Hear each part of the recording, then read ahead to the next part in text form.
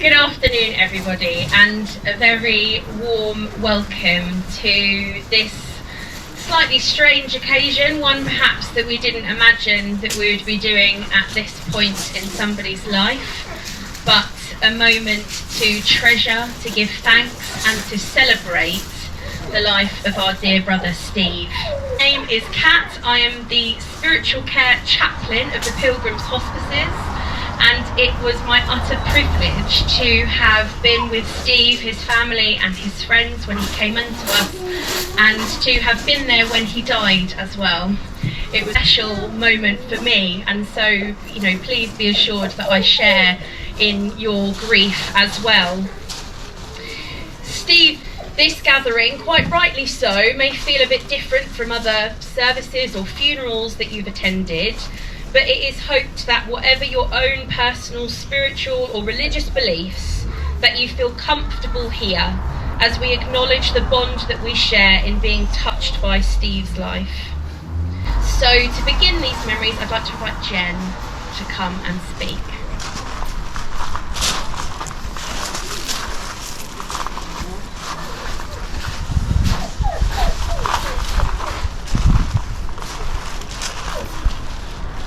Steve has always been a man with a story. We're all here today because we're fortunate enough to have featured in one or more chapters of his life. We cherish those moments and we know the significance of his passing from our lives. Through the many wonderful tales he would tell, Steve could impart his willfulness to defy odds, his willingness to help others, his wonder at the world he sought out through his travels, and even the wisdom he gleaned along the way.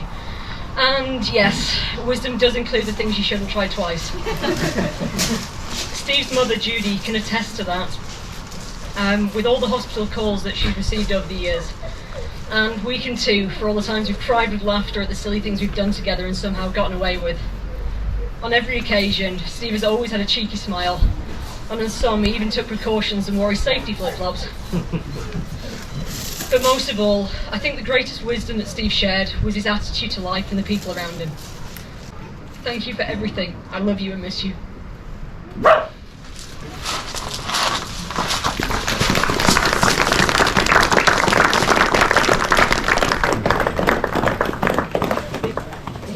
I have a tribute from Steve's brother Bob to share on his behalf.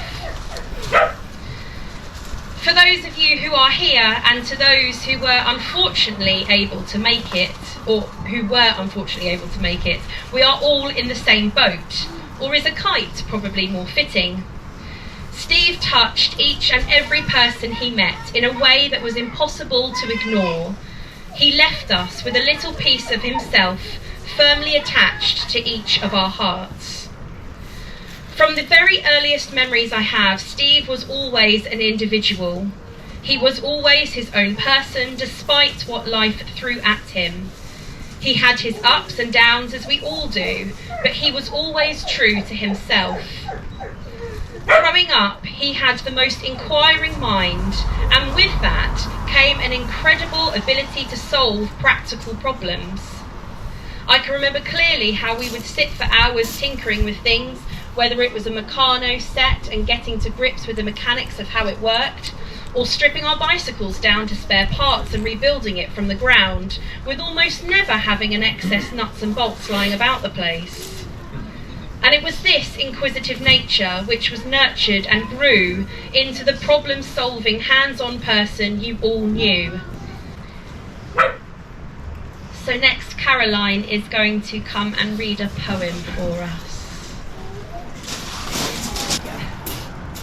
This is a poem that I've adapted, which means a great deal to me, and it's how I'm trying to deal with the death of Steve.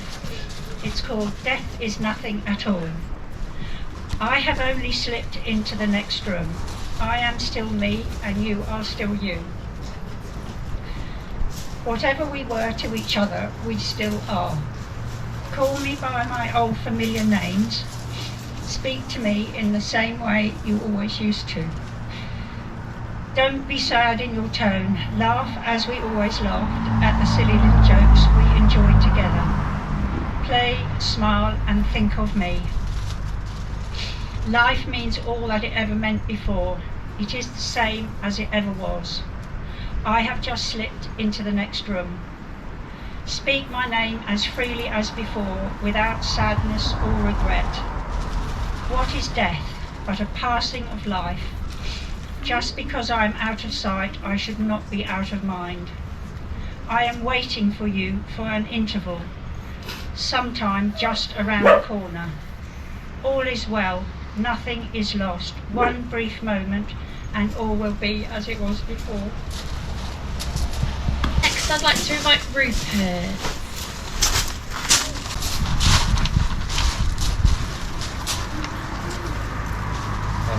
So where to start? Steve first applied to work at Centre under our apprentice scheme. After not getting in on that, he found another way to follow his dream and completed our 8-week course. During weekdays he was at the Centre, at weekends he was working in the care industry to fund it. After completing that, he submerged himself in the sport, learning everything there was to know, and he never left. Most of us weren't sure if his old van could actually leave, but year after year we've managed to keep on going.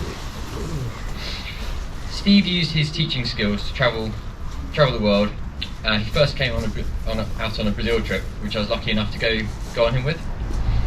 I ended up having many trips with him. We picked up my boat from Brighton once.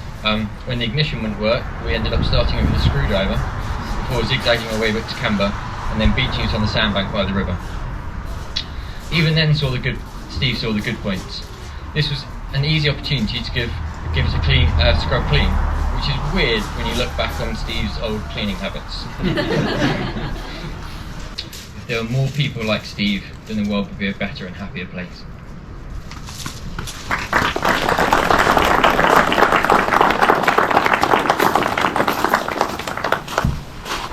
I have some words from Steve's mum, Judy. There is so much that I want to say today, but I find I'm completely unable to put anything into words. It's impossible to put to close to 43 years in a few paragraphs. Everything is stuck in my head, the memories that keep popping in and out about the random times in life.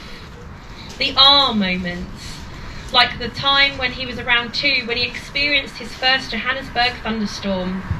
After a particularly loud thunderclap, he looked up at me with big eyes and said, "Mummy, Mummy, the rain's barking at me." The heart-stopping moments when I'd get a call from one or other emergency around the world. "Hi Mum, I'm okay, but..." Born. You know I was incredibly proud of the man that you had become. You know everything I felt and feel. Words are unnecessary. So instead of my words, I have decided to adopt the words of Dr. Seuss from his poem, "Oh, the Places You'll Go," with apologies to Dr. Seuss. But before that poem, I want to say a massive heartfelt thank you to everyone who loved my son and helped to make his all too short but jam-packed life a happy, if slightly crazy one.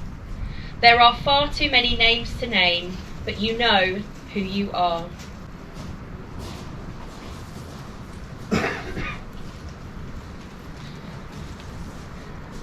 Oh, the places you've been, the people you'd meet, the wind in your dreads, safety flops on your feet. You lived life to the full, touched the hearts of so many. Adventures were countless.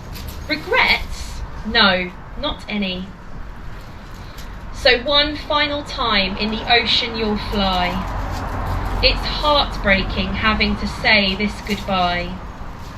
I'll see you again. Forget you I'll never. I love you, my Steph, forever and ever.